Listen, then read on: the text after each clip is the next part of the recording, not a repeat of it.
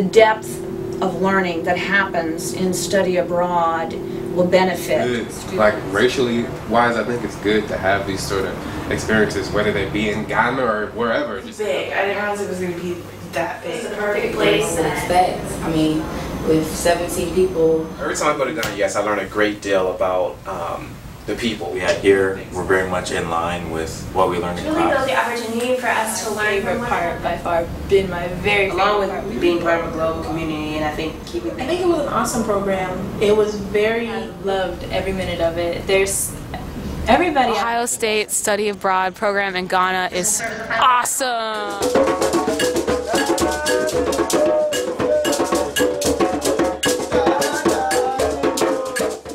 Well, the purpose of the program really is to introduce students to West Africa.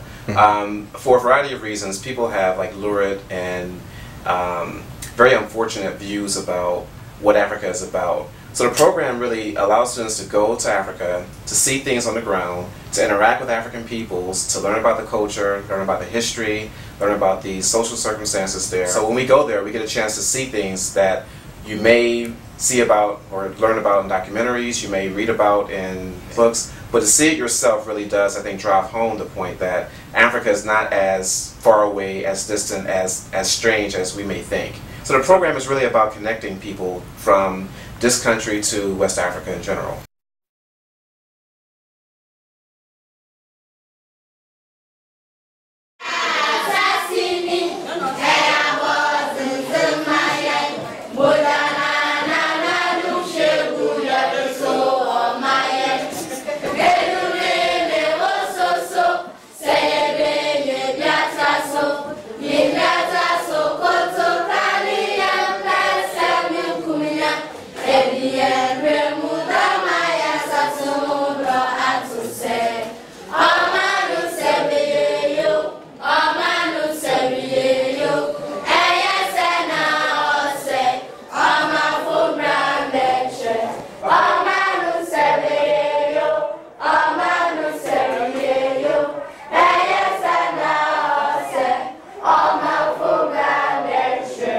What I want to do for the Winnowers students, after finding out that most of their books come from, let's say, Europe, and that they're not particularly made there in Africa with African images, or just images of black kids, I really felt motivated to take them books with characters that look like them, and just seeing how that's important, and maybe they don't necessarily see how important it is right now. But I felt that was necessary. Of the Ohio State University and the Department of African American and African Studies, and through the hard effort of Melissa Crum, one of the students in our program, we present books and school supplies for all of you to use. We will help stock the library with these books before we leave today. So again, I want to thank Melissa for organizing this effort and getting all these boxes here and getting donations for all of you so that you can benefit educationally from her effort.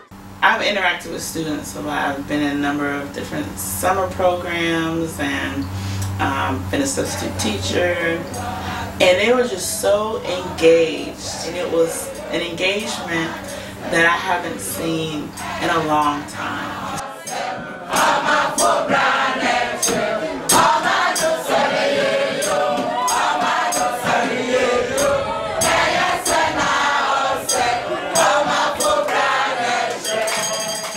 It reminded me of my own childhood, and the same games we played in a circle, the same hand games, the same games I played with my cousins, and it felt oddly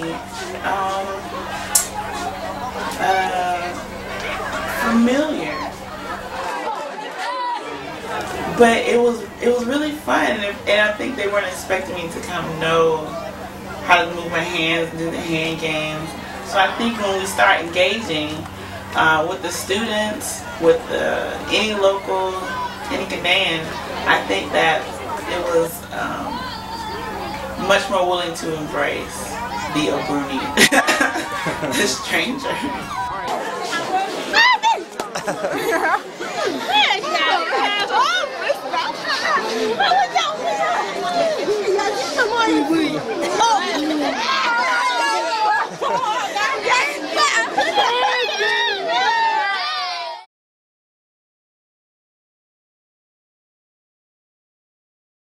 The most exciting experience while in Ghana would have to be going to Cackle because I am terrified of heights.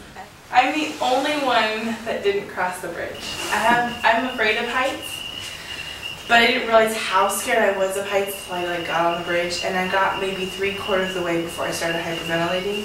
And I thought maybe it would get better on the way back, and it was just worse. Like I didn't realize I was so afraid of heights. Whoa, whoa, whoa, whoa, whoa. Whoa, whoa, whoa. Look at that. See, look at me and Damba. And it was just exciting just to see all the views and just watch everybody make it across, even though some people had to sing to get across. The Fresh Prince of Bel-Air. In West Philadelphia, born and raised on a playground is where I spent most of my days. Chilling out, maxing, relaxing, all cool and all, shooting some b-ball outside of the school when a couple of guys who were up to no good started making trouble in my neighborhood.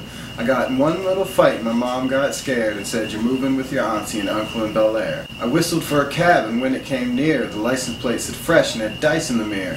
If anything, I could say that this cab was rare, but I thought, nah, forget it, you're home to Bel Air. I pulled up to the house about 7 or 8, and I yelled to the cabbie, "You're home, smell you later."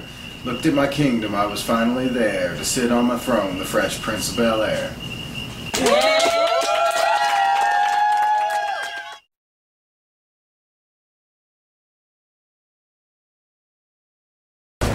So we don't collect materials on general topics, but sometimes when we receive the donations on general topics, subject areas, when we receive, we take that in. But we don't place much emphasis on these areas. Our emphasis is on what? Collecting materials on Ghana, because we want to have a comprehensive collection on Ghana that will help us to set up what we call the National Library in Ghana. Talking about our stock, at the moment, the library has over 50,000 books, or let me put it this way, 50,000 volumes, including microfilms, microfiche, newspapers, and then books. Right, that's it. Now about our users, who can use our library. We have a lot of people coming in here, but we cater for only researchers, and these researchers can come right here who want to do some research. And we also have students coming here to do research. Some people will be writing their long essays, project work, or thesis. I guess one of the greater aspects about the study abroad program in Ghana would be the craft making that the group was able to see.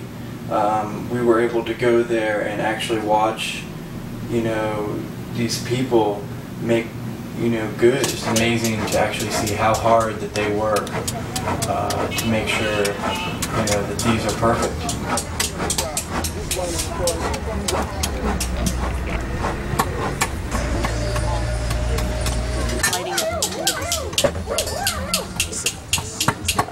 You get me?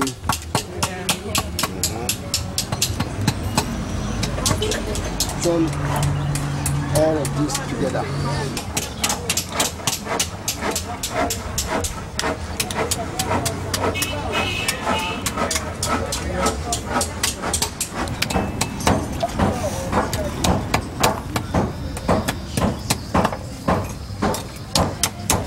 This is the wax.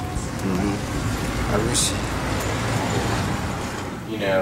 When you go there and you're able to see this, you'll be able to understand how great it is to be able to watch something like that.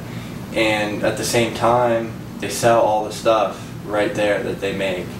So, it's like buying, something right from the warehouse. And then when we went to the wood carving village, it was just really interesting to see, how intricate everything is and how every little detail matters in the making of the stools that they were making. And the golden stool is a symbol of Asante culture. To be able to see them, making these giant stools and seeing all of them, they look wonderful.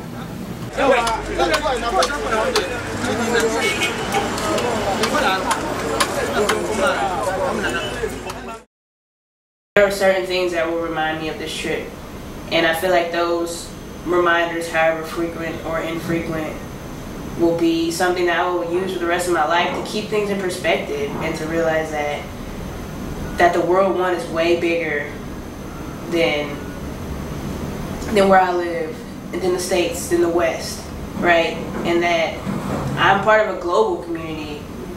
And I don't know, it's hard to like think yourself into that, but I feel like the more experiences I have like that, hopefully I will learn that I am part of a global community. And you see this immeasurable amount of other things that we've all noticed are like equally invaluable, of hope, of spirit. You know, you see people dancing and singing.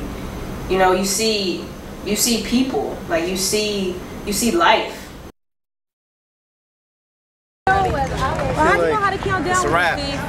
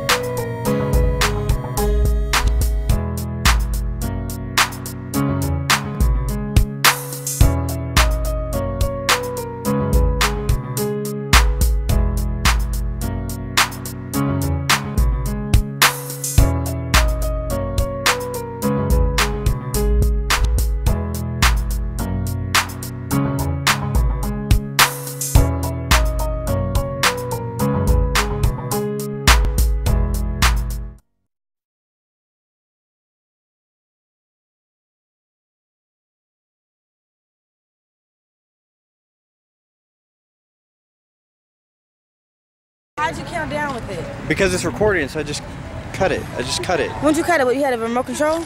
Remote control, it's recording the whole time. I just cut it when I'm editing. Yeah, I just record everything. Oh, so you're recording me right now? It's recording right now. Yeah. Hi. It's like getting. Yeah. Thank you. You have fingerprints. Okay, we're getting like an inside view of your nostrils. That's probably like more than we actually need. So I have fingerprints. Did you put fingerprints? Actually, can I? Are you looking at yourself? Mm-hmm. It's all good. Dad! Let's see what you got, Dad! I wanna contact the living. No, not sure I understand.